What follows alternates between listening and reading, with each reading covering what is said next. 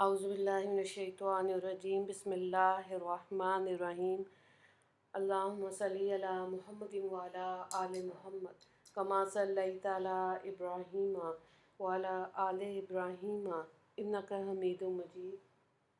अल्लाहुम्मा बारिक अला मुहम्मदिन व अला आलि मुहम्मद कमा बारकता अला इब्राहीम व अला आलि इब्राहीम इन्नका हमीदुम मजीद। रब्बि इश्रह ली सदरी व यस्सिर ली अमरी वहलुल उक़्दतम मिन लिसानी यफ़क़हू क़ौली।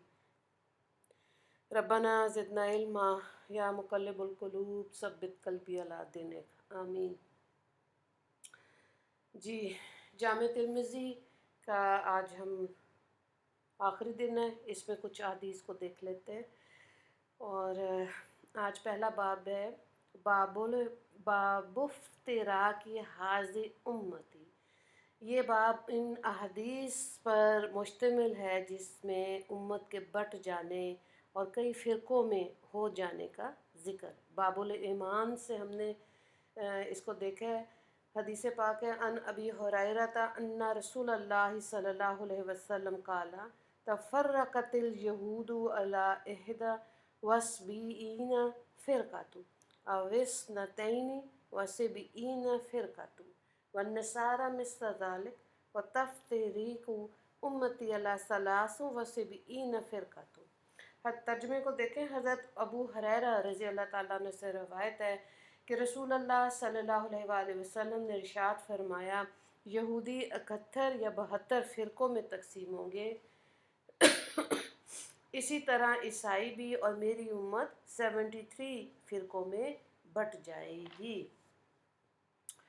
अच्छा, अब ये देखें कि नबी करीम सल्लल्लाहु अलैहि वसल्लम ने इरशाद फरमाया कि जो तौर तरीके बनी इसराइल के थे वो सारे मेरी उम्मत के अंदर भी पाए जाएंगे। जैसे एक जूता दूसरे जूते के मुवाफ़िक होता है, इसमें कोई फ़र्क नहीं होता। अगर बनी इसराइल के किसी फ़र्द ने अपनी माँ के साथ अलानिया बदफ़ाली की होगी तो मेरी उम्मत में भी ऐसे लोग होंगे जो इस तरह का काम करेंगे। और बनी इसराइल 72 फ़िरक़ों में बटेगी, मेरी उम्मत 73 ग्रोहों में तकसीम हो जाएगी। सहाबा रज़ी अल्लाह ताला अन्हुम ने अर्ज़ किया, या रसूल अल्लाह, इन तमाम जमातों में कौन सी जमात हक़ पर होगी? आप सल्लल्लाहु अलैहि वसल्लम ने फरमाया, मा अना अलैहि व अस्हाबी, यानी जो जमात मेरे और अफराद मेरे यानी कि मेरे सहाबा के नक्शे कदम और तौर तरीके पे होंगे वो कामयाब होंगे। इसके अलावा बाकी तमाम ग्रोहों को जहन्नम में डाला जाएगा। अच्छा, अब इसकी देखें तफसील में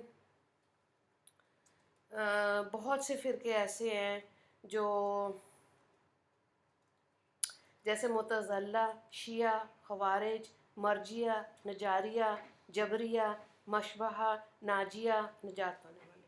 बहरहाल इसमें ये है कि वो लोग जो स्पेशली दीन को फैलाने का काम करेंगे, दीन को सीख के, कुरान को सीख के उसको फैलाने का काम करेंगे, ये वो लोग हैं जो कामयाब होंगे। ठीक है, ये वो जमात है जो कामयाबी का सफ़र करेगी। आज भी अगर आप आज के दिन के हवाले से देखें, बहुत से लोग जो रबीउल अव्वल के हवाले से बहुत सी बिदात में हैं, वो भी अब जाग रहे हैं। वो सोच रहे हैं कि ये हम गलत करते हैं। तो कैसे पता चलता है कि वो उलमा कराम से रुजू करते हैं? वो पूछते हैं कि रबीउल अव्वल की हकीकत बताएं।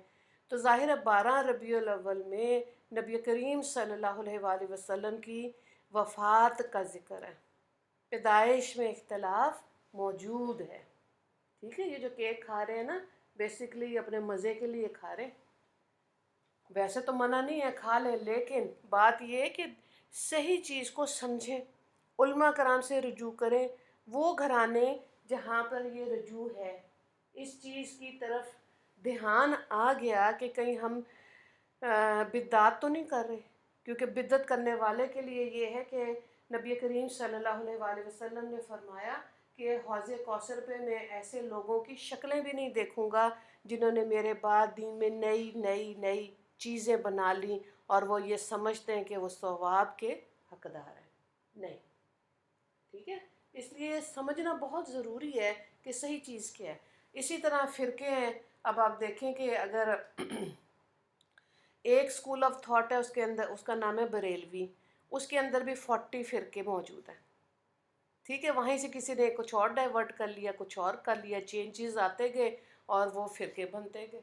اسی طرح سے سارے شیعہ جو ہے نا وہ غلط نہیں کر رہے ہوتے، ان میں سے جو صحیح والے ہیں وہ نہ ماتم کرتے ہیں نہ وہ بدعت کرتے ہیں، جو گو کہ وہ تھوڑے ہیں۔ تو صحیح چیز کا ڈھونڈنا بہت ضروری ہے۔ یہ دیکھیں جیسے اب آپ نے یہ 13 دن کا کورس تھا، آپ میں سے کئی ہمت والی خواتین ہیں جو 10 دن جن کی حاضری رہی، تو وہ کس لیے رہی؟ اگر تو وہ سرٹیفکیٹ کے لیے تھی پھر تو ٹائم ضائع کر رہے ہیں، لیکن پھر بھی ضائع نہیں ہوگا، کچھ نہ کچھ تو ذہن میں بات گئی ہوگی نا۔ اور واقعی میں یہ طلب ہے کہ ہاں ربیع الاول کا مہینہ ہے، ہم احادیث کو سنیں، اس سے برکت ہوگی، سنتوں کو ڈھونڈیں، اس پر عمل کریں۔ ہاں ٹھیک ہے، نعت سننے کا، اچھے اشعار سننے کا حضرت عائشہ رضی اللہ تعالیٰ عنہ کو بھی شوق تھا، آپ صلی اللہ علیہ وآلہ وسلم بھی اچھے اشعار سنا کرتے تھے، منع نہیں ہے۔ شرکیہ اشعار کو سن کے اونچی اونچی آواز میں، اور یہ چیز غلط ہو جاتی ہے، ٹھیک ہے، پر اتنا ایک دن پہ خرچ کر لینا یہ چیز جو ہے وہ منع ہے۔ مناسب سا جتنا آپ کو واقعی میں اپنے نبی سے عقیدت ہے، کوئی مذائقہ نہیں ہے۔ تو یہاں جو فرقوں کی تقسیم ہے وہ عبادات سے بہت جدا جدا الگ الگ ہو جائے گی، ٹھیک ہے۔ اس لیے اس کو یہ فکر رکھنی ہے کہ یہ جو حدیث پاک ہے جس کو بخاری و مسلم نے روایت کیا کہ حوض کوثر پہ وہ لوگ جنہوں نے آپ صلی اللہ علیہ وآلہ وسلم کے دنیا سے جانے کے بعد نئی نئی چیزیں ایجاد کی تھیں، وہ حوض کوثر میں بالکل سامنے نہ آئے ان کے۔ تو ظاہر ہے کہاں ہم تو یہ امید رکھتے ہیں نا کہ اللہ کی رحمت سے ہم جنت میں جائیں گے، حوض کوثر پہ آپ صلی اللہ علیہ وآلہ وسلم کے ہاتھ سے پانی مل گیا، پیاس بجھ جائے گی۔ اور وہاں پہ اس میں یہ بھی ہے کہ حوض کوثر پہ چھوٹے چھوٹے پیالے ہوں گے چاندی کے، اور ان چاندی کے پیالوں میں سے آپ صلی اللہ علیہ وسلم خود اپنی امت کو پیالے میں پانی ڈال کے دیں گے۔ سبحان اللہ، کتنی اعلیٰ بات ہے نا یہ۔ اچھا اسی حوالے سے دیکھیں کہ جو اللہ تعالیٰ نے انسان پیدا کیے، جن پیدا کیے، ان کو ظلمت میں پیدا کرنے کے کیا مطلب ہے؟ یعنی جو حدیث میں بھی آیا کہ جن و انس کو اللہ تعالیٰ نے ظلمت میں پیدا کیا۔ ظلمت سے نفسانی خواہشات کی تاریکی مراد ہے، کہ انسان کی فطرت میں نفسانی خواہشات اور حسد، بغض، کینہ، غفلت یہ مادہ رکھا ہوا ہے، جیسے کہ اس کی طبیعت میں حق بات کو قبول کرنے کی صلاحیت ہوتی ہے، اور جس پر اللہ تعالیٰ نور ڈال دے تو وہ راہ راست پر آ جاتا ہے، اور جس تک نور یعنی ہدایت نہ پہنچے تو وہ گمراہی کے اندھیرے میں رہے گا۔ تو اس نور سے آیات اور دلائل اور ہدایت مراد ہے، ٹھیک ہے۔ اسی لیے کہتے ہیں کہ اللہ کی محبت اور ہدایت یہ اللہ سے ہم نے مانگنی ہے، تاکہ اللہ تعالیٰ یہ دیکھنا چاہتے ہیں کون اس کا متلاشی ہے، کون ہدایت چاہتا ہے، کون اس کا تقاضا کرتا ہے۔ تو اس لیے یہ دعا اپنی دعاؤں میں ضرور شامل رکھیں کہ اللہ تعالیٰ ہمیں ہدایت یافتہ لوگوں میں شامل رکھے، اور ہر صبح ہر شام ہدایت میں اضافہ فرما دے۔ اچھا جی، اگلی حدیث پاک جو ہے نا یہ باب ہے اس میں کہ خیر کی طرف رہنمائی کرنے والا اجر و ثواب میں اس پر عمل کرنے والے کی طرح ہے۔ عن انس بن مالک قال اتى النبي صلی اللہ علیہ وسلم رجل يستعمله فلم يجد عنه ما يتحمله فدله على آخر فحمله فأتى النبي صلی اللہ علیہ وسلم فأخبره فقال ان الدلال على الخير كفاعله۔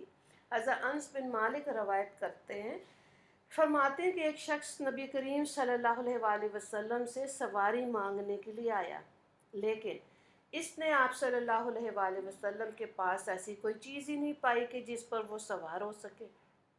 آپ صلی اللہ علیہ وآلہ وسلم نے اسے ایک دوسرے آدمی کا بتایا کہ تم اس کے پاس سواری کے لیے چلے جاؤ، ممکن ہے وہاں سے تمہارا کام ہو جائے۔ جب اس کے پاس آیا تو اس نے اسے سواری دے دی۔ پھر وہ دوبارہ نبی کریم صلی اللہ علیہ وآلہ وسلم کے پاس یہ بتانے کے لیے حاضر ہوا کہ اس آدمی نے سواری عطا کر دی ہے۔ تو نبی کریم صلی اللہ علیہ وآلہ وسلم نے ارشاد فرمایا بے شک خیر کی طرف رہنمائی کرنے والا اجر و ثواب میں اس پر عمل کرنے والے کی طرح ہے. ٹھیک ہے، یعنی کہ آپ کے پاس سواری نہیں تھی تو آپ نے رہنمائی کر دی اس کے پاس، فلانے بندے کے پاس چلے جاؤ تمہارا کام ہو جائے گا. تو کیا ہوا، رہنمائی کی نا.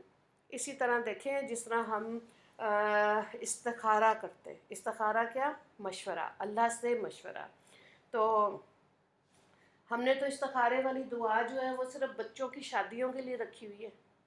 حالانکہ اس کو آپ روز بھی پڑھ سکتے ہیں استخارے کی دعا کو، کہ یا اللہ سارا دن 24 گھنٹے یا مغرب تک جتنے معاملات دنیا اور آخرت کے حساب سے بہتر ہیں وہ میرے لیے آسان فرما دے، اور جو میری دنیا اور آخرت کے حساب سے بہتر نہیں ہے ان کی طرف سے میرا دھیان ہٹا دے. ٹھیک ہے، یہ کیا چیز ہے؟ اللہ سے مشورہ، جو اللہ سے مدد مانگی ہے، اس کو کہتے ہیں استخارہ. اور استخارے کی دعا کہ دیکھیں الفاظ کتنے خوبصورت ہیں. پھر بعض لوگ یہ سمجھتے ہیں کہ دوسروں سے استخارہ کر سکتے ہیں. نہیں، خود کریں. خود استخارے کی دعا کو پڑھنا معمول بنائیں. اور میں نے ایسی بھی عورتیں دیکھی ہیں جو اللہ سے دعا مانگ کے استخارہ کر کے پھر گفتگو کرتی ہیں، بولتی ہی نہیں ہیں وہ زیادہ. وہ پہلے استخارہ کرتی ہیں پھر بات کرتی ہیں، مختصر سی بات ہوگی بس. ٹھیک ہے. اچھا، اب اس کو تو یہ جیسے پہلے بھی ذکر کیا کہ رشیا کے جو مسلمان تھے وہ اس کو اشراق کے 2 نفل کے ساتھ نفلی نماز کے اندر آپ 2 3 4 زیادہ نیتیں کر سکتے. اچھا، روزے میں نہیں کر سکتے. روزے کے اندر آپ نے بتانا نیت جو کریں گے اس کا پتہ ہونا چاہیے کہ رمضان کے فرض روزے کی قضا ہے، یا ہم ایام 20 کے، کل سے ایام 20 کے روزے شروع ہو رہے ہیں، 13 14 15 ربیع الاول. ٹھیک ہے، سب رکھیں. نبی کریم صلی اللہ علیہ وآلہ وسلم رکھا کرتے تھے پیر اور جمعرات کا روزہ. ٹھیک ہے، یہ بھی وہ رکھا کرتے تھے. تو پھر علماء کرام یہ بتا رہے ہیں کہ ربیع الاول کو جو عید منا رہے ہیں تو پیر والے دن جو یہ تھا کہ پیدائش ہوئی تو پیر والے دن تو آپ صلی اللہ علیہ وآلہ وسلم نے روزہ رکھتے تھے. عید والے دن تو روزہ منع ہے. ٹھیک ہے، دلائل سے بات کو واضح کر رہے ہیں علماء کرام کہ سمجھیں ربیع الاول کی حقیقت کو سمجھیں، اس طرح سے آپ وہ دن گزاریں.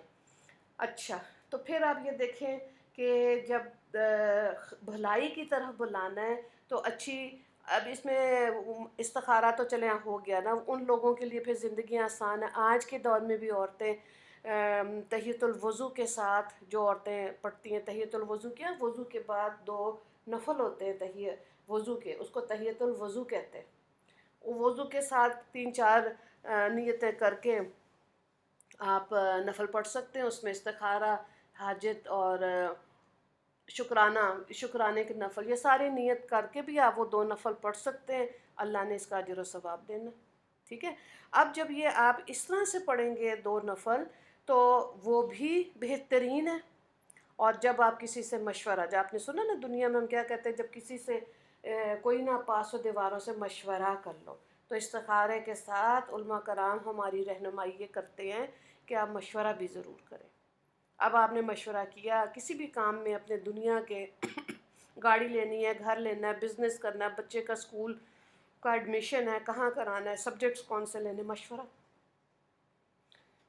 جس سے مشورہ لے رہے ہیں نا وہ اس کے اندر خیر خواہی ہونی چاہیے، دینداری ہونی چاہیے، یہ مزاج ہونا چاہیے کہ میں نے کسی کو غلط راستے پہ نہیں ڈالنا، صحیح مشورہ دینا ہے. یہ حدیث پاک بھی اسی بات میں ہے کہ صحیح مشورہ دیں. اور اگر بعض دفعہ ہوتا ہے کہ نہیں پتہ کہ جی مجھے نہیں پتہ کون سی گاڑی لیں، مجھے تو گاڑیوں کا اتنا شوق ہی کوئی نہیں ہے، ٹھیک ہے، تو آپ کہیں کہ جی کسی اور سے مشورہ کر لیں. ٹھیک ہے، بات مان لی آپ نے، دوسرے کے بھی ہو گیا کہ ہاں چلو کسی اور سے کر لیتے ہیں. لیکن بعض خواتین کے مزاج میں یہ ہوتا ہے کہ دوسرے کو دھوکہ دے کے بڑی خوش ہوتی ہے، میں نے تو اس کو ایسا مشورہ دیا سٹپٹا گئی ہوگی، وہ ڈھونڈتی رہی ہوگی، سوچتی رہی ہوگی. تو اس میں کس کا نقصان ہے؟ غلط بتانے والی کے لیے وہ گنہگار ہو رہی ہے، دوسرے کے لیے تو خدا ہے، اللہ ہے، اللہ کی ساری مخلوق ہے، اللہ ضرور اس کے لیے راستہ آسان کرے گا. تو یہ کوئی بڑائی کی بات نہیں ہوتی میں نے کسی کو دھوکہ دے دیا، میں نے اسے غلط مشورہ دیا، پریشان ہو رہی ہوگی سارا دن. اس کا مطلب ہے کہ ہم اس عورت کے اندر حسد، کینہ، بغض ہے جو دوسروں کو غلط مشورے دیتی پھر رہی ہے. آپ دیکھیں عام روٹین میں خواتین سے پوچھیں کہ کہ بہن آپ کی بریانی بڑی اچھی کیسے بنائی، وہ ایک آدھا انگریڈینٹ غائب، بہن بنا بنا کے تھک گئی، وہ بریانی کوئی نہیں بنی جو باجی جان کی ریسیپی تھی، کوئی نہیں۔ کیوں؟ کیونکہ ایک آدھا انگریڈینٹ کھا لیا ہے، ایک آدھا سٹیپ جو کہتے ہیں نا، اب آپ چولہا آہستہ کر دیں، اب پیاز بھون لیں، اب ایسے کر لیں، کوئی ایک آدھا سٹیپ بھی نکال دیا بیچ میں سے۔ اسی طرح میں دیکھتی ہوں وہ جو عورتیں کروشیا کسی کو آتا ہے، نیٹنگ آتی ہے، کپڑوں کی سلائی کٹائی نہیں بتا رہی ہوتی کہ میرا جیسا تو نہ کہیں اس کا بن جائے، اور حدیث پاک کیا پڑھ رہے ہیں۔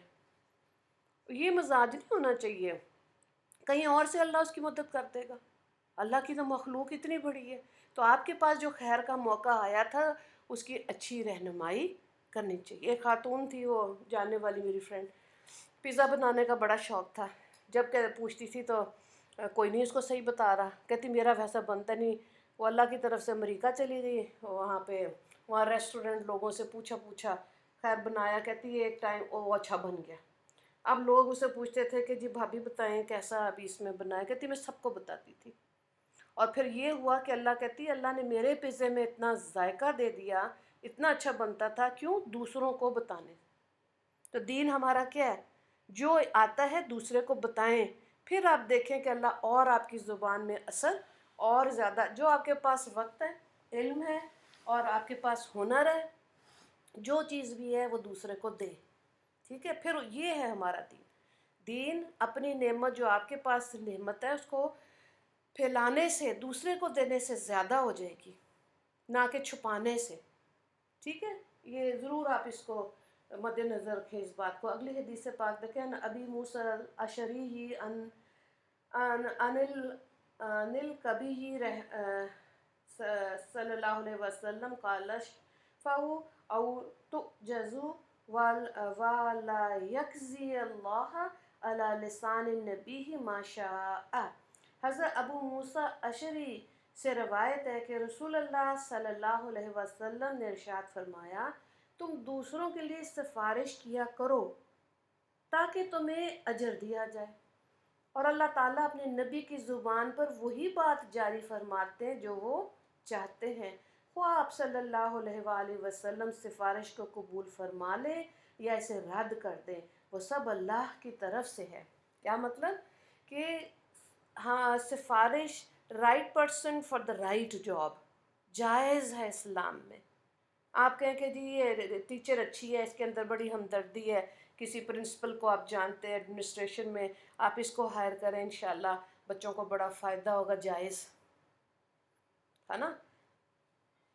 اسی طرح کسی بھی ڈپارٹمنٹ میں آپ کسی کو آلریڈی جانتے ہیں، کوئی ایسا مرد عورت مل گیا، اس کی سفارش آپ نے کی کہ یہ حقدار ہے اس کام کا، اور وہ واقعی میں جو ڈپارٹمنٹ کا ہیڈ ہے، جو اونر ہے، وہ اس کو پھر رکھ بھی لے، سمجھ بھی آ جائے بات، تو پھر یہ پہلی والی حدیث جو ابھی ہم نے پڑھی تھی نا، خیر خواہی والی، یہ اس میں بھی آ جاتی ہے، سفارش بھی جائز ہے اسلام میں۔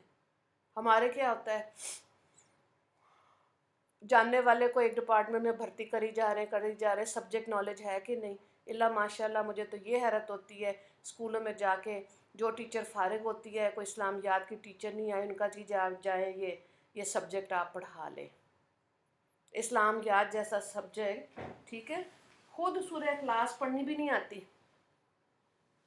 اور آپ نے کسی ایسی ٹیچر کو دے دیا جس کو سمجھ ہی نہیں ہے، تو کیا وہ حق ادا کرے گی اس مضمون کا، اس 40 منٹ کا، اس بچوں کے اندر جو ضرورت تھی کہ ان تک علم پہنچے؟ نہیں، کیونکہ وہ اس کے لیے، اس کو آتا ہی نہیں ہے وہ کام۔ تو سفارش صحیح حقدار کے لیے جائز ہے، اس کو آپ کر سکتے ہیں، لیکن ہمارے ہاں اس کا بالکل الٹا حساب چل رہا ہوتا ہے کہ کسی ایسے بندے کو ڈال دیا جس کو نو ہاؤ ہے ہی نہیں، یہ غلط ہو جاتا ہے، ٹھیک ہے؟ پھر آپ دیکھیں اگلی حدیث پاک کیا ہے، عن ابن عباس قال قال رسول اللہ صلی اللہ علیہ وسلم فقیہ اشد علی الشیطان من الف عابد۔ حضرت عبداللہ بن عباس سے روایت ہے کہ رسول اللہ صلی اللہ علیہ وآلہ وسلم نے ارشاد فرمایا، ایک فقیہ یعنی باعمل عالم دین शैतान पर 1000 इबादत गुजारों से ज़्यादा सख्त है। अल्लाह अकबर, अल्लाह अकबर। ठीक है, हज़रत उमर के लिए तो आपने सुना ना, हदीस रवायात हैं कि जिस रास्ते पर हज़रत उमर रज़ी अल्लाह ताला अन्हु चलते थे, शैतान वहाँ से नहीं गुज़रता था। और इतना डरता था हज़रत उमर रज़ी अल्लाह ताला अन्हु। यहाँ से देखें, एक फ़कीह क्या होता है? जिसको कुरान का भी इल्म है, हदीस का भी पढ़ा है, वो हदीस से, कुरान से मसाइल का हल निकाल के बता सकता है, फ़िक़्ह के मसाइल बता सकता है, उसको फ़कीह कहते हैं। और फ़कीह कैसा? बाअमल। ठीक है, एक तो हमारे जैसे हैं, इल्म हासिल कर रहे हैं, कर रहे हैं, कर रहे हैं। अब देखें कि क्या सोचना चाहिए कि क्या हम उस इल्म पर अमल कर रहे हैं? अमल की कदर अल्लाह के यहाँ ज़्यादा है। ये मिजाज होना चाहिए कि आपने सुन लिया खाने से पहले बिस्मिल्लाह पढ़नी है, घर में दाखिल होते वक्त कौन सा पाँव रखना है, बाथरूम में जाते हुए कौन सा पाँव रखना है, सुबह की दुआएं पढ़ें, अपने आप को गुनाहों से बचाएं। तो यह ज़ाहिर है ऐसा आलिम जो होता है ना, बाअमल, उसके लिए आसमान पर जो परिंदे होते हैं वो, और जितनी दरिया में मछलियाँ होती हैं, सब उस आलिम के लिए दुआ करती हैं। ठीक है, ये कोई छोटी चीज़ नहीं होती। इसीलिए जो बाअमल आलिम दीन है ना, जिस शहर में रहता है, एकदम उस पर कभी भी अजाब नहीं आता, उस पर फरिश्ते अपने पर फैला के रखते हैं। अल्लाह अकबर, बड़ी सादत वाली बात है। अब देखें कि 1000 ऐसा आलिम जो है, इसका मुकाम अल्लाह और उसके नबी के सामने कितना ज़्यादा है। ठीक है, और उसके बाद शैतान भी घबराता है। ठीक है, और अगर सच बोलने वाला आलिम हो, क्या ख्याल है? औरतें तो खौफ के मारे सच भी नहीं बोलती, डरती हैं। सच बोले, लोग आपसे डरना शुरू हो जाएंगे कि जो मर्जी हो, इसने झूठ नहीं बोलना इस औरत ने। 11 दिन का फिर वही बात है, ट्रायल दें अपने आप को, 11 दिन देखें, लग पता जाएगा कितना का सच बोलते हैं। ठीक है, बहरहाल जो जिस खातून के अंदर ये नेमत है ना, सच बोलने वाली, बड़ी आला बात है, वो अल्लाह की वली है। तो दुनिया में खौफजदा होके मत रहें। हाँ, अदब में और खौफ में फ़र्क है। अदब ज़रूर बड़ों का करें, लेकिन छोटों से बड़ों से सच बोलें। अल्लाह ताला हम सबको तौफीक दे। अगला जो बाब है ना, ये है अबवाबुल इस्तेज़ान, यानी कि एटिकेट्स के बारे में। बहुत सारी हदीस हैं, डिफरेंट टॉपिक्स हैं। और ये सुनन नबी दाऊद जो कल हम शुरू करेंगे, उसमें भी बहुत सारी हैं। तो यहाँ से हम देख लेते हैं। सबसे पहली बात जो है ना, बरकतों वाली बात जो है, जिसको बहुत ज़्यादा बात की जाती है, ये सुन्नत ख़त्म हो रही है। ये बाब इस हदीस पर मुश्तमिल है जिसमें सलाम को फैलाने और आम करने का हुक्म है। अच्छा, देखें, अन अबी हुरैरा क़ाला क़ाला रसूलुल्लाह सल्लल्लाहु अलैहि वसल्लम वल्लज़ी नफ़्सी बियदिही ला तदखुलुल जन्नता हत्ता तुमिनु वला तुमिनु हत्ता तुहाबु तुहाबु अला अदलुकुम अला अम्रिन इज़ा अंतुम फ़अलतुमु तहाबबतुम अफ़शु अस्सलामु बैनकुम अफ़शुस्सलाम अफ़शुस्सलाम बैनकुम। अच्छा, तर्जुमे को देखें। हज़रत अबू हुरैरा रज़ी अल्लाह ताला अन्हु से रवायत है कि रसूल अल्लाह सल्लल्लाहु अलैहि वसल्लम ने इरशाद फरमाया, कसम है इस ज़ात की जिसके कब्ज़े में मेरी जान है, तुम लोग जन्नत में उस वक़्त तक दाखिल नहीं हो सकते जब तक कि मोमिन ना हो जाओ। ठीक है, अच्छा, और मोमिन नहीं हो सकते यहाँ तक कि तुम आपस में मोहब्बत करने लगो। क्या मैं तुम्हें एक ऐसी चीज़ ना बताऊँ कि जब तुम इसे करने लगो तो तुम आपस में मोहब्बत करने लगोगे? वो चीज़ ये है कि तुम सलाम को आपस में फैलाओ और आम करो। अच्छा, जब मैं कॉलेज स्कूल में थी ना, तो मैं सोचती थी कि नई जगह पे जब जाते हैं तो फ्रेंडशिप कैसे करते हैं। मतलब आप नई जगह, ग्रुप ऑफ लेडीज़ हैं, उसमें आप पहली दफ़ा गए हैं, पहली दफ़ा मिले, कैसे आप उनसे सलाम दुआ, मतलब कैसे उनसे के साथ गुफ्तगू का आगाज़ करें। तो बहरहाल वो ये फिर किताबें पढ़ने से भी اور تجربے سے بھی اندازہ ہوا دو چیزیں، آپ سلام کریں اپنے دائیں بائیں خواتین کو جو آپ کے ساتھ لیفٹ اور رائٹ پہ بیٹھی ہیں، اور جو سامنے بیٹھی ہیں ان کو ایک اسمائل دے دیں۔ اچھا اسمائل سے آپ دیکھیں زندگی میں دوسری خواتین کو لگتا ہے کہ ہاں یہ باجی جان جو آپا جی اور جو فرینڈ ہے نا، سسٹر ہیں، ہم ان سے بات کر سکتے ہیں، ان کے مزاج سخت نہیں ہے۔ ورنہ آپ دیکھیں نئی جگہ پہ جب خواتین کے سامنے آپ جائیں، ایک یہ نیا ایٹیٹیوڈ ہے کہ بات نہیں کسی سے کرنی، اسمائل نہیں دینی، کیوں؟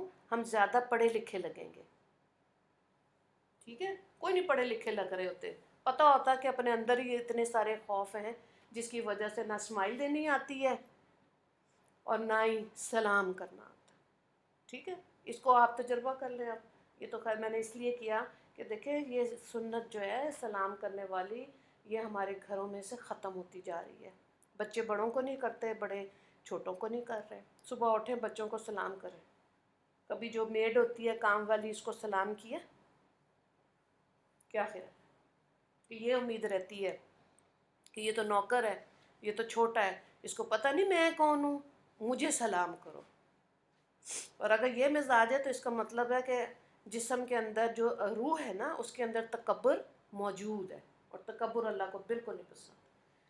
اچھا جی، یہ خود ہی چیک کرنا ہوتا ہے، یہ سیلف انالیسس جو ہوتے ہیں نا، یہ زندگی میں صوفیہ کرام کہتے ہیں اپنے آپ کو پرکھ لو، کس طرح کے بندے ہو تم لوگ خود۔ تو لفظ سلام کے معنی ہے ہر قسم کے عیب سے پاک صاف ہونا، اور یہ در حقیقت اللہ تعالیٰ کے صفاتی ناموں میں سے ایک ہے جس کے معنی ہے وہ ذات جو ہر قسم کے نقص، عیب، آفت، تغیر، فنا سے محفوظ اور سالم ہے۔ ایک حدیث میں ہے کہ لفظ سلام اللہ تعالیٰ کا ایک نام ہے جسے اللہ تعالیٰ نے زمین پر اتارا، لہٰذا تم سلام کو پھیلاؤ، عام کرو۔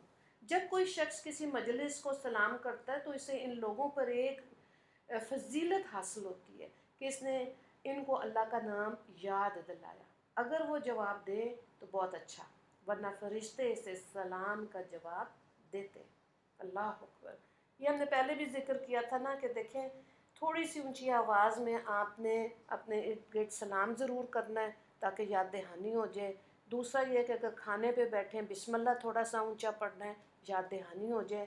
کھانا اچھا لگا، جیسے بھی اللہ کی نعمت ہے، اللہ نے دی ہے، پیٹ بھر کے کھایا الحمدللہ کہنا۔ صحابہ کرام تو ہم نے دیکھا تھا نا کہ موٹی سی روٹی کھاتے تھے، اور سالن اس زمانے میں اتنا تھا نہیں، سرکہ یا زیتون کے لیتے تھے اور یا پانی سے کھاتے تھے اور اللہ کا شکر ادا کرتے تھے، کیونکہ کھانے کے لیے کے لیے نہیں جیتے تھے، وہ تو دین اسلام آ گیا، اس کی تعلیمات کو سنا اور اس کو پھیلانے کے لیے جیتے تھے۔ چند موقع ایسے ہیں کہ ان میں نہ تو سلام کرنا جائز ہے اور نہ اس کا جواب دینا لازمی ہے۔ ان میں سے کچھ یہ ہیں: جو شخص نماز پڑھ رہا اس کو سلام نہ کریں، جو شخص جمعے کا خطبہ دے رہا ہے اس کو سلام نہ کریں، کوئی شخص قرآن پاک کی تلاوت کر رہا ہے سلام نہ کریں، یا اذان یا اقامت کہہ رہا ہے یا دینی کتاب کا درس دے رہا ہے۔ اب وہ درس دے رہا ہے، وہ اپنی سوچ میں ہے نا، اس نے پوائنٹس بنائے ہوئے ہیں اور وہ آگے چل رہا ہے، اب آپ اس کو سلام نہیں کریں کیونکہ وہ وعلیکم نہیں کہہ سکتا، ٹھیک ہے؟ یہ اکارڈنگ ٹو مجلس خود ہی دیکھ لیں۔ یا انسانی ضروریات، مثلاً کوئی استنجا کر رہا ہے، کوئی کھانا کھا رہا ہے، سلام نہیں کریں اس کو، ایسے وقت میں سلام نہیں کرنا۔ باقی یہ ہے کہ فضیلت جو ہے سلام کی، اس کے بارے میں آتا ہے کہ حضرت عمران بن حسین فرماتے ہیں کہ ایک شخص نبی کریم صلی اللہ علیہ وآلہ وسلم کی خدمت میں حاضر ہوا اور عرض کیا السلام علیکم، تو نبی کریم صلی اللہ علیہ وآلہ وسلم نے ارشاد فرمایا اس کے لیے 10 نیکیاں۔ پھر دوسرا آیا تو اس نے کہا السلام علیکم ورحمۃ اللہ، آپ صلی اللہ علیہ وآلہ وسلم نے فرمایا اس کے لیے 20 نیکیاں۔ پھر ایک تیسرا شخص آیا اور اس نے اس طرح سلام کیا السلام علیکم ورحمۃ اللہ وبرکاتہ، تو نبی کریم صلی اللہ علیہ وآلہ وسلم نے فرمایا اس کے لیے 30 نیکیاں۔ جس طرح ہم نے کل نماز کے بارے میں بات کی کہ کچھ خواتین کسی جگہ پبلک پلیس پہ یا کسی کے گھر جا کے نماز پڑھنے سے بھی وہ ان کے اندر نا وہ جھجک آتی ہے، ٹھیک ہے؟ تو سلام کرنے سے بھی جھجک ہوتی ہے بہت لوگوں کو، اس کو اوور کم کرنا ہے، کیونکہ یہ حدیث کی کتابوں میں لکھا ہوا ہے کہ جو متکبر ہوتے ہیں اور جو شرمیلے ہوتے ہیں وہ دین کا علم نہیں حاصل کر سکتے. تو نہ اپنے آپ کو متکبروں میں رکھیں اور نہ ہی شرمیلے بنے. آج کے دور میں دیکھتی ہوں پچھلے 5 سال آپ کہہ لیں، یہ جو ہمارے بچے پڑھ رہے ہیں نا، جو بھی پڑھ رہے ہیں یہ آگے انٹرنشپ کرتے ہیں. اس کے اندر یہ لوگ کیا کرتے ہیں، ملٹی میڈیا یوز کرتے ہیں، پریزنٹیشنز دے رہے ہیں. کیوں اوور کم کر رہے ہیں اپنی جھجک کو. دنیا کی تعلیم میں، دنیا میں رہنے کے لیے یہ ایٹیکیٹ سکھائے جا رہے ہیں کہ آپ شائع فیل نہ کریں. ٹھیک ہے. اور پبلک کے اندر جب پبلک ڈیلنگ ہے تو ظاہر ہے کیا چیز ہے، یہ خواتین بھی ظاہر ہے اب تو اتنی فیلڈز ہیں جہاں پہ کام کر رہی ہیں، تو وہ اسمائل والا نقطۂ نظر جو ہے نا وہ ذہن میں رکھیں، اس سے آسانی آ جاتی ہے اور سلام کرنے سے بھی. تو نیکیاں کس طرح زیادہ ہو رہی ہیں.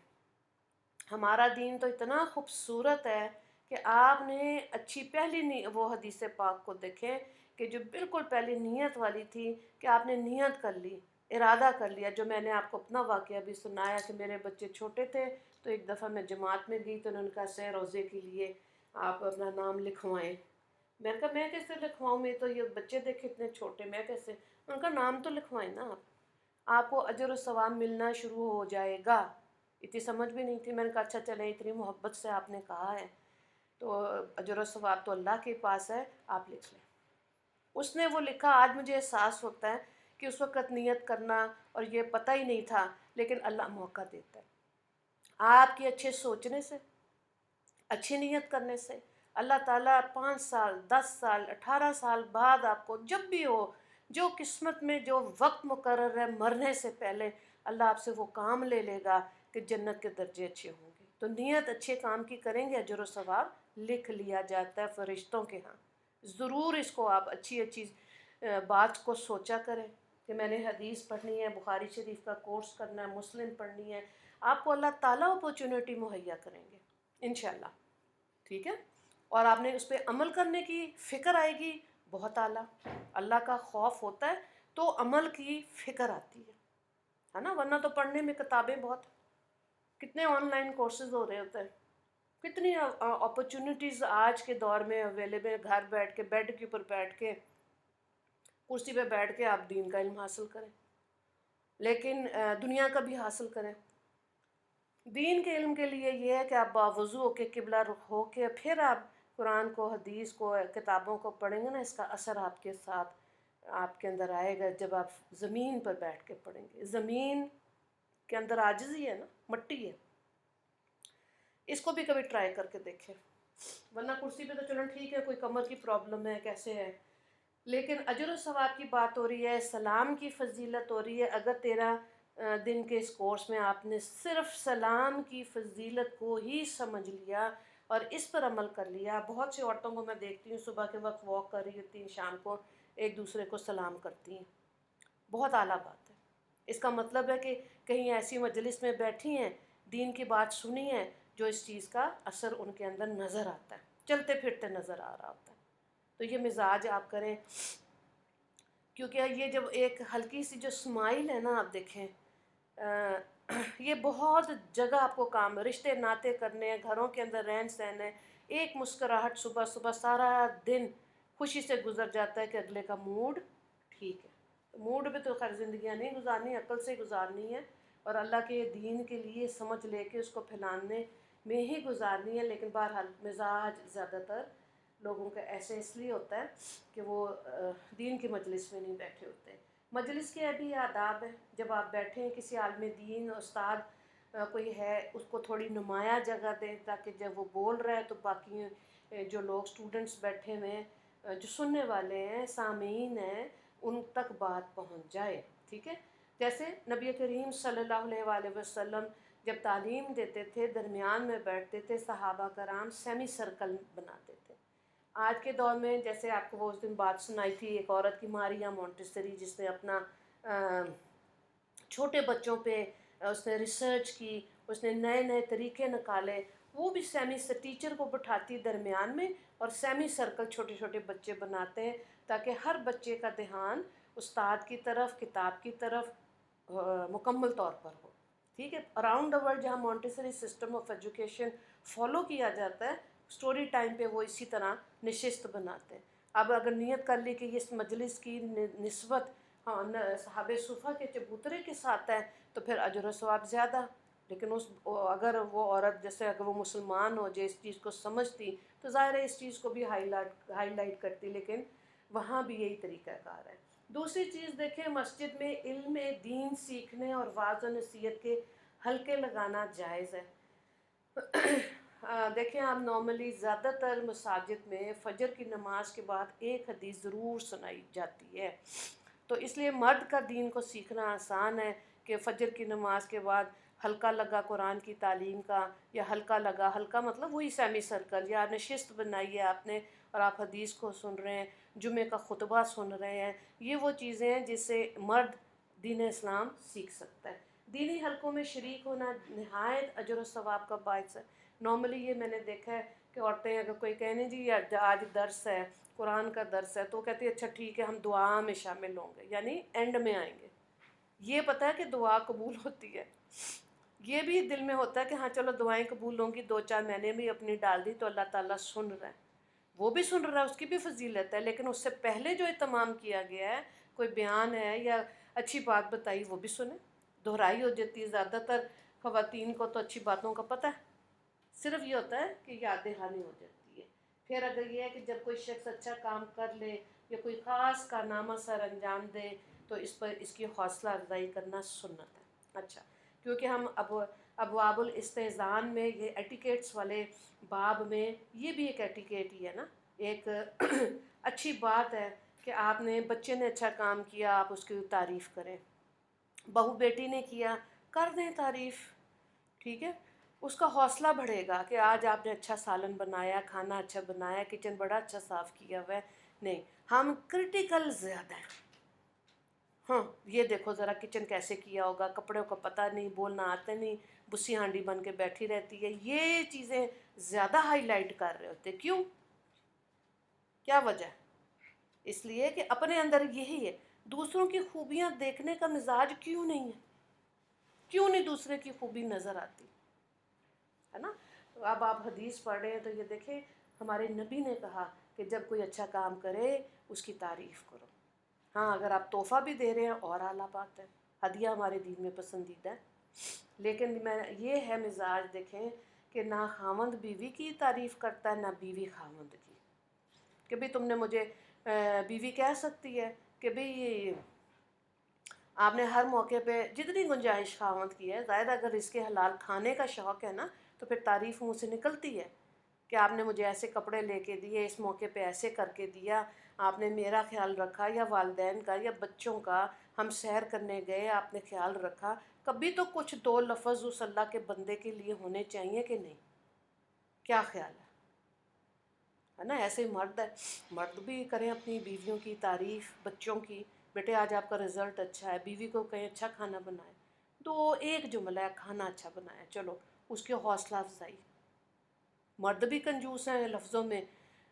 ہاں پڑوسن کا، بہن کا، امی کا کھانا بڑا اچھا لگتا ہے، ضرور اچھا بناتی ہوں گی، لیکن کبھی کبھی حوصلہ افزائی کے لیے بیویوں کو بھی کہہ دیا کرنا چاہیے. بیٹوں کو سمجھائیں، جن کے بیٹے بڑے ہیں وہ کہہ سکتی ہیں، سمجھا سکتی ہیں کہ بیٹے اپنی بیوی کی اس طرح اچھی تعریف کر لیا کرو.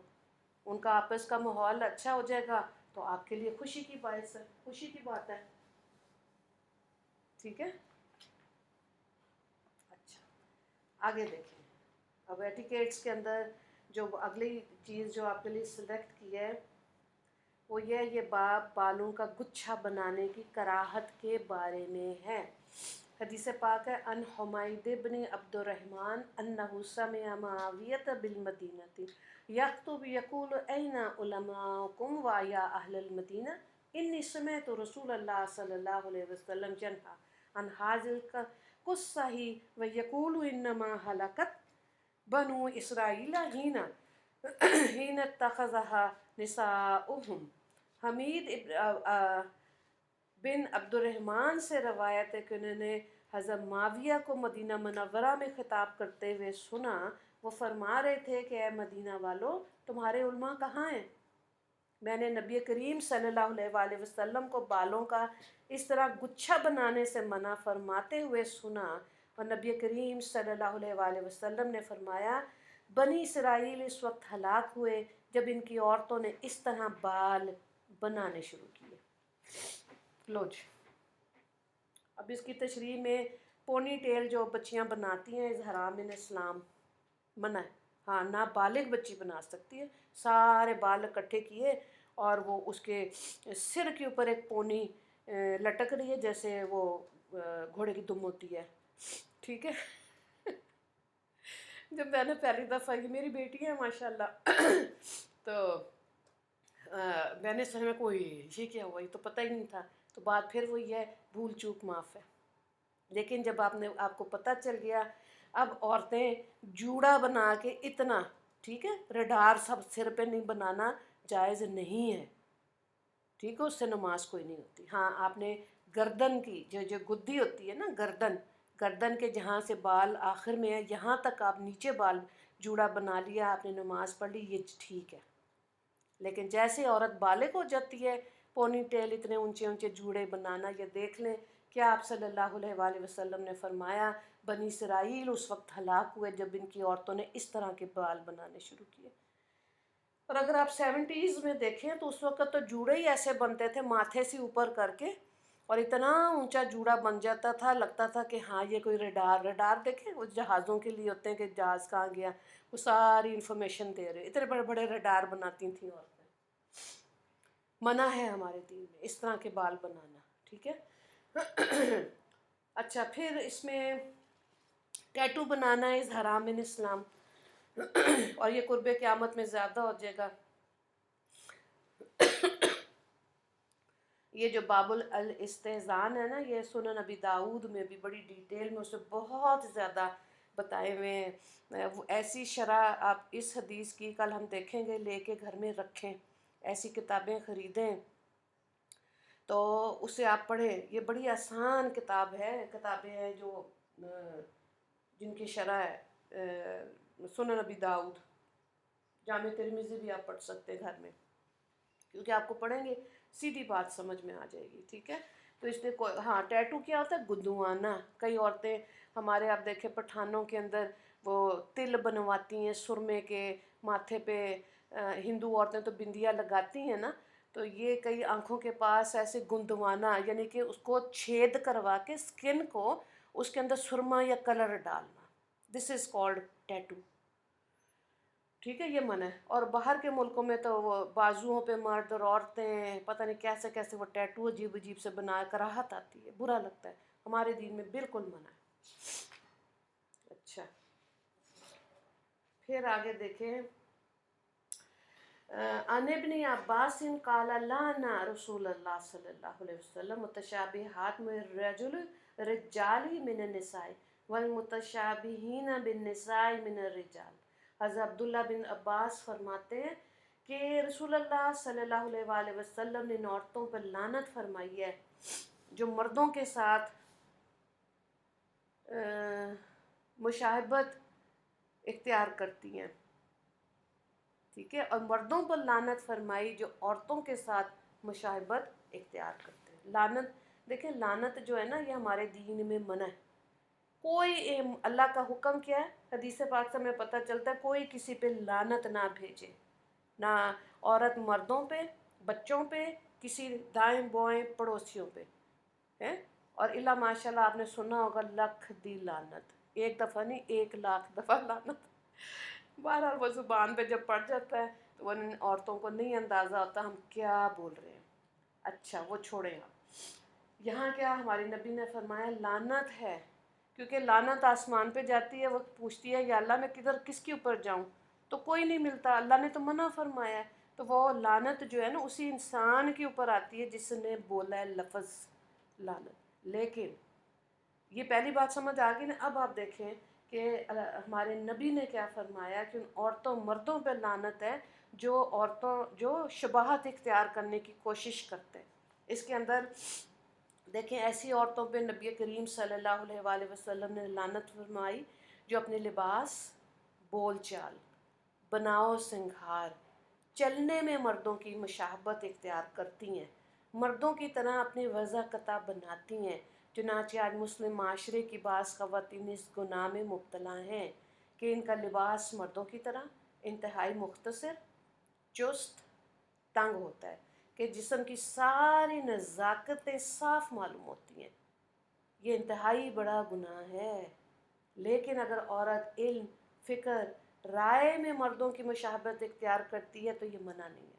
मतलब इल्म, औरत का हाफिज़ा इतना अच्छा है, वो इतनी इंटेलिजेंट है, किसी फील्ड के अंदर वो एक्सेल कर रही है, ठीक है, तो वो शरन पसंदीदा है। जैसे हज़रत आयशा रज़ी अल्लाह ताला अन्हा की राय बहुत से मसाइल में मर्दों की तरह हुआ करती थी। जब कोई मसला पूछते थे ना मर्द सहाबा कराम, तो वो दलाइल मर्दों की तरह दलीलें दे के अपनी बात, हदीस पाक आप सल्लल्लाहु अलैहि वसल्लम की बात, फ़िक़्ह के मसाइल दलाइल से साबित कर देती थी। इसका मतलब बड़ा अच्छा हाफ़िज़ा होगा उनके पास, बड़ा इल्म होगा उनके पास, ज़ाहिर है, ठीक है, क्योंकि वो फिर बात यही आ गई कि हज़रत अबू हुरैरा रज़ी अल्लाह ताला अन्हु के बाद सबसे ज़्यादा हदीस की रावी जो हैं वो हज़रत आयशा रज़ी अल्लाह ताला हैं।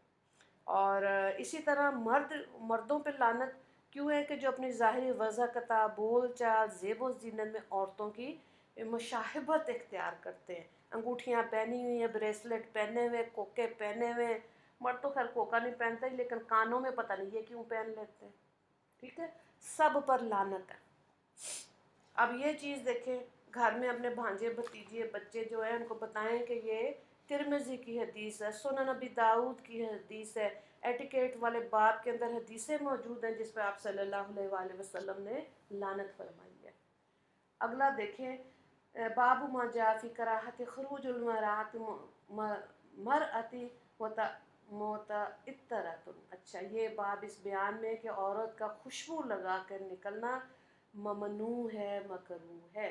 अन अबी मूसा अनिन नबी जी सल्लल्लाहु अलैहि वसल्लम काला कुल्लु ऐनी ज़ानियतु वल मरअतु इज़स तरातु फमर्रत बिल मजलिस फहिय कज़ा व कज़ा, यानी ज़ानियतु। हज़रत अबू मूसा से रवायत है कि रसूल अल्लाह सल्लल्लाहु अलैहि वसल्लम ने इरशाद फरमाया कि नज़र बद डालने वाली हर आँख ज़नाकार है, और जब कोई औरत इत्र लगा के मर्दों की मजलिस के करीब से गुजरे तो वह ऐसी वैसी है जी, यानी ज़नाकार है। तबस्ता। अब देखें, इसलिए तो अल्लाह ने कहा है पहली दफ़ा जब एक दफ़ा आँख उठा के देख ली ना, दूसरी दफ़ा मत देखो। तो सूफिया कराम कहते हैं कि औरत की ज़ुबान कंट्रोल नहीं होती और मर्द की आँख कंट्रोल नहीं होती। इसलिए औरत जब रोती है मुंह पे हाथ रखती है, मर्द जब रोता है वो आँखों पे हाथ रखता है। ट्राई कर लेना। दूसरी चीज़ क्या है कि खुशबू लगा के घर से बाहर निकलना। हाँ देखें, अगर खुशबू क्यों लगाई जाए, नीयत का पता होना चाहिए। अगर तो पसीना ज़्यादा है, पसीने में बदबू भी है और वो ज़्यादा दे रहा है, तो अब आपने अव्वल तो नहा के कपड़े पहने, वरना वो स्मेल जो कपड़े के अंदर जॉर्जेट के अंदर आ जाती है वो नहीं निकलती। खुशबुएँ लगाते जाए वो फ़र्क किस्म का परफ्यूम बन जाता है, अल्लाह माफ़ करे। तो डिओड्रेंट हैं जिनके अंदर से वो फ्रेगरेंस फ्री होते हैं, डिओड्रेंट लगा लें। फटकरी होती है उसको इस्तेमाल करें। नहाएं, इतना पानी है तो 24 घंटे में एक दफ़ा तो नहाना चाहिए ना। पसीने की बदबू और मुंह की बदबू को भी आप सल्लल्लाहु अलैहि वसल्लम ने नापसंद फरमाया। और ये जो हदीस है ये मर्दों के लिए जो मस्जिदों में नमाज़ पढ़ते हैं कि सफ़ में खड़े हुए नमाजियों को तकलीफ़ ना दे। फिर आज के दौर में जो कैंसर की बात हो रही है, तो इसमें ब्रेस्ट कैंसर के लिए भी ख़वातीन वो औरतें जिनको जो स्किन पे परफ्यूम लगाती हैं उनके अंदर चांसेस ज़्यादा होते हैं कि उनके अंदर ब्रेस्ट कैंसर हो जाए। तो कपड़े पे लगा लें। बात फिर वो ये होगी कि जिस्म को साफ़ सुथरा रखें, और ये चीज़ें मौजूद हैं। और फिर ये देखें कितनी कितनी सख्ती है। ये हदीस पाक आपको बुखारी और मुस्लिम भी में मिल जाएगी, यानी जना किया उसने, ठीक है। घर में अगर औरत है, ये बात भी हम इस्लाही बात बहुत दफ़ा कर चुके हैं, मैं तो बहुत ज़्यादा करती हूँ कि औरतें माशाल्लाह इतनी पोटेंशियल है, इतनी हिम्मत है, घर के काम कर रही हैं, खाने बना रही हैं, लहसुन छीला, अदरक छीला, अब अपनी सफाई का ख्याल नहीं होता, ठीक है। मियाँ आया घर में, تو اب اس کو ہوتا ہے کہ میرے کھانے کی بھی تعریف ہو، میرے لباس کی بھی ہو، پر لہسن بھی چھیلا ہوا ہے، ادرک بھی چھیلا ہوا ہے، تو نہا دھو کے صاف ہوئیں گے، صاف ستھرے ہوں گے تو وہ گھبرائے گا بھی نہیں میاں۔ ٹھیک ہے، یہ جو چیزیں ناپسندیدہ ہیں ہمارے دین میں وہ بہو بیٹیوں کو بتائیں، اس میں نہیں شرمانا ہوتا۔ ٹھیک ہے، ایسے مردوں کے لیے کھلا یہ لوگ ایسے پڑھتے ہیں کہ کیسے آپ نے عورتوں نے اپنے جسم کی صفائی کرنی ہے، آپ کو 5 دن کے ایام ہے، اور آپ نے کیوں آتا ہے کہ جمعے کے دن ناخن کاٹیں، اپنی صفائیاں کریں؟ کیوں؟ اسی لیے نا کہ اگر ہفتے یا اتوار کو موت آ گئی تو پھر آپ کو نے ایز اٹ از ہی کفن کے ساتھ قبر میں جانا ہے۔ وہاں کوئی بیٹھ کے اب نیل پالش ریموور سے آپ کی نیل پالش نہیں ریموو کرے گا۔ ٹھیک ہے، ریزر کے ساتھ اور دوسری چیزوں کے ساتھ بالوں کی صفائیاں کوئی نہیں، جس حال میں اس حال میں کفن ہے۔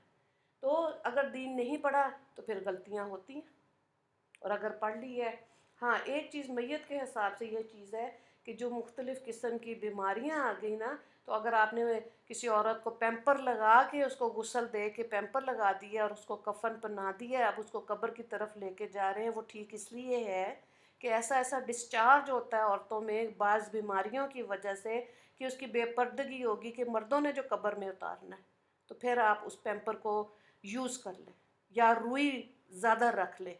ٹھیک ہے، تاکہ اس کا جو اندر سے نکل رہا ہے مواد وہ ڈھکا چھپا رہے، اس کا کفن گندا نہ ہو، نہ لال رنگ سے گندا ہو نہ سفید رنگ سے گندا ہو۔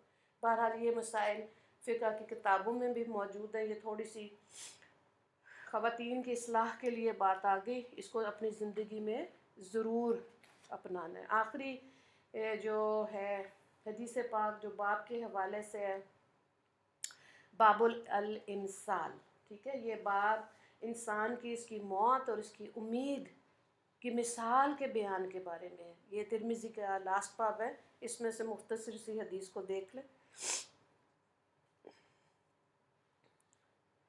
عن ابی ہریرہ ان رسول اللہ صلی اللہ علیہ وسلم قال انما مثلی و مثل امتی کمثل رجل استوقد نارا فجعلت الدواب والفراش يقعن فيها وانا اخذ بحجركم وانتم تکہمون فيها۔ حضرت ابو ہریرہ رضی اللہ تعالیٰ عنہ سے روایت ہے کہ رسول اللہ صلی اللہ علیہ وآلہ وسلم نے ارشاد فرمایا، میری اور میری امت کی مثال اس شخص کی سی ہے جس نے آگ جلائی تو اس پہ کیڑے مکوڑے، پروانے، تتلیاں گرنے لگیں، چنانچہ میں پجامہ باندھنے کی جگہوں سے تمہیں بچانے کے لیے پکڑا اور تم ہو کہ اس میں داخل یعنی گرتے چلے جا رہے ہو۔ ٹھیک ہے، اس میں 3-4 اور بھی طویل احادیث ہیں۔ اچھا دیکھیں، ایک اور حدیث بھی اسی سے ریلیٹڈ آگے دیکھتے ہیں۔ یہاں کیا ہے کہ آپ صلی اللہ علیہ وآلہ وسلم نے فرمایا کہ میری امت کے لوگ جہنم کی طرف جا رہے ہیں، اور جہاں پہ ہم یہ بیلٹ باندھتے ہیں یا ازار بند ہوتا ہے، یہاں سے پکڑ پکڑ کے آپ صلی اللہ علیہ وآلہ وسلم فرما رہے ہیں میں ان کو بچا رہا ہوں۔ تو کتنوں کو بچائیں گے اس وقت اس حالت میں؟ اللہ اکبر۔ ٹھیک ہے، تو آپ نے پتنگا دیکھا نا، جب برسات ہوتی ہے لائٹ کے پاس کس طرح پتنگے ہوتے ہیں، کتنی مقدار میں ایک دم آ جاتے ہیں۔ تو بہرحال بات کیا ہے، امید کو ہم نے اس حدیث پاک میں ہم نے موت کو اور امید کو سمجھنا ہے۔ دوسری حدیث پاک کو دیکھیں، حضرت عبداللہ بن عمر سے روایت ہے کہ رسول اللہ صلی اللہ علیہ وآلہ وسلم نہیں، حضرت عبداللہ بن عمر سے روایت ہے کہ رسول اللہ صلی اللہ علیہ وآلہ وسلم نے ارشاد فرمایا، تم لوگوں کی عمریں گزشتہ امتوں کے مقابلے میں اتنی ہیں جیسے عصر سے غروب آفتاب تک کا وقت، اور تمہاری اور یہود و نصارہ کی مثال اس شخص کی سی ہے کہ جس نے کئی مزدوروں کو کام پر لگایا اور ان سے کہا، کون میرے لیے دوپہر تک ایک ایک رات کے عوض کام کرے گا؟ ٹھیک ہے، یہ پیمانہ ہے، یا آپ کہہ لیں جیسے روپیہ پیسہ تھا قرات۔ چنانچہ یہود نے ایک ایک قرات کے بدلے کام کیا۔ پھر اس شخص نے کہا کہ کون میرے لیے ایک ایک قرات پر دوپہر سے عصر تک کام کرے گا؟ اچھا، تو نصارہ نے ایک ایک قرات پر اس وقت کام کیا۔ ٹھیک ہے، کرسچنز نصارہ پھر اب تم لوگ عصر سے غروب آفتاب تک دو دو قرات کے عوض کام کرتے ہو۔ اس پر یہود و نصارہ غضبناک ہو گئے اور کہنے لگے ہم کام زیادہ کرتے ہیں، معاوضہ ہمیں کم دیا جاتا ہے۔ وہ شخص یا اللہ تعالیٰ ان سے کہتا ہے کیا میں نے تم سے لوگوں کے حق میں کسی چیز میں زیادتی کی کہ میں نے اس مزدوری میں سے کچھ رکھ لیا ہو؟ کہنے لگے نہیں۔ تو وہ کہتا ہے کہ یہ میرا فضل ہے، میں جسے چاہتا ہوں اسے عطا کر دیتا ہوں۔ ٹھیک ہے؟ اچھا، یہاں پہ یہ جو ہے نا عصر اور مغرب، یہ ٹائم پیریڈ ایسا ہوتا ہے بڑی تیزی سے گزرتا ہے۔